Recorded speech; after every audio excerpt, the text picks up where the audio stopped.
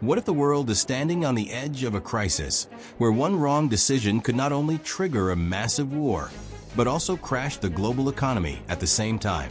Right now, that is exactly what is unfolding as tensions between the United States and Iran reach a breaking point over the Strait of Hormuz, one of the most important oil routes on the planet. This narrow waterway carries nearly 20% of the world's oil supply, and any disruption here sends shockwaves across the globe, from fuel prices to food costs. The crisis escalated dramatically when U.S. President Donald Trump issued a 48-hour ultimatum to Iran, demanding that it fully reopen the strait or face severe military action, including direct attacks on Iran's power plants and energy infrastructure. This is not just a normal threat. Targeting power plants means potentially shutting down electricity for millions of people, affecting hospitals, water systems, and everyday life. Iran responded strongly, warning that if its infrastructure is attacked, it will retaliate by targeting U.S. and allied infrastructure across the region, including energy facilities, oil sites, and even critical systems like IT and water plants. This creates a dangerous situation where both sides are no longer just talking about military targets, but about hitting systems that entire populations depend on. And here is the question you need to think about. When both sides start threatening civilian infrastructure, is this still a controlled conflict, or is it the beginning of something much bigger?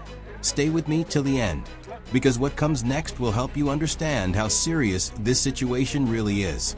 And don't forget to share your opinion, because your perspective matters. As the situation continues to unfold, the conflict is becoming more complex and more dangerous with each passing hour. According to live updates, the war has already entered a highly unstable phase, with missile strikes, air attacks, and rising casualties across multiple regions, including Iran, Israel, and neighboring areas. Iran has demonstrated its ability to strike deep targets, even reaching areas near sensitive locations like nuclear research facilities, while Israel and its allies continue to carry out heavy strikes inside Iranian territory. This back-and-forth escalation shows that neither side is willing to step back easily. At the same time, the Strait of Hormuz remains at the center of the crisis. Iran has indicated that the strait is not fully closed, but is heavily restricted, especially for ships linked to countries it considers enemies. However, even partial disruption is enough to create global panic. Ships are being delayed, routes are being changed, and oil shipments are being affected, leading to rising prices worldwide. In fact, earlier developments in the conflict have already caused major disruptions to energy infrastructure, including attacks on gas fields and oil facilities, which reduced production and triggered price spikes globally. This shows how quickly a regional conflict can turn into a global economic problem. Meanwhile, military strategies are also evolving. The U.S. is considering targeting key power plants that generate most of Iran's electricity, which could lead to widespread blackouts, especially in major cities like Tehran. Experts warn that while such attacks may not immediately weaken military capabilities, they could create massive disruption for civilians, increasing pressure on the government, but also raising humanitarian concerns.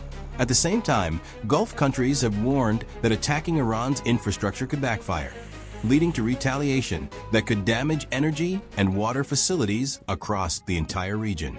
This means the conflict could spread far beyond just two countries. Another key issue is the rapid pace of escalation.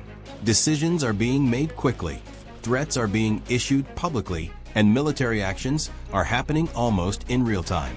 This leaves very little room for diplomacy or careful negotiation. And when communication is mixed or unclear, the risk of misunderstanding increases.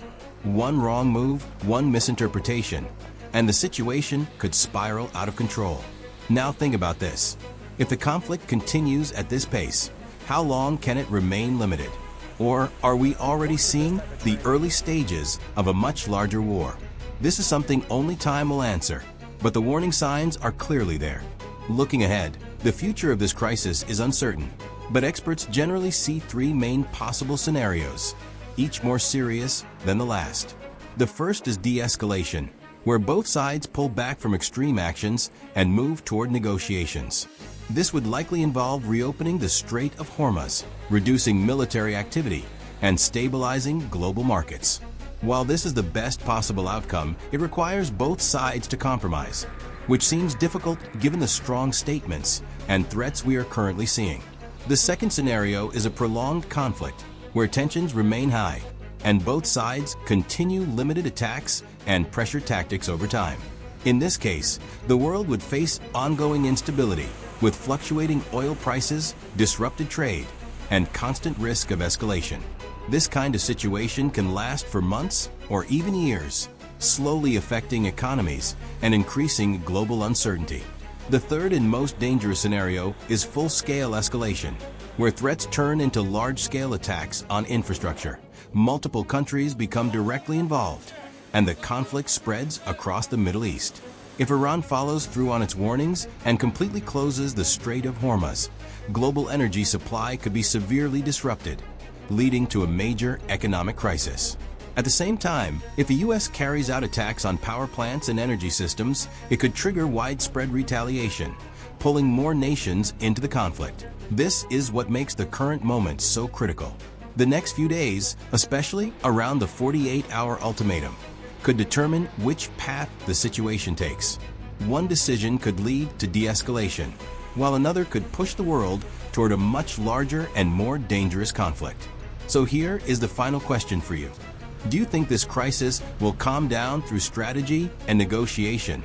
Or are we heading toward a major global confrontation? Share your thoughts, because understanding different perspectives is important. And if you want clear and real updates without confusion, stay connected.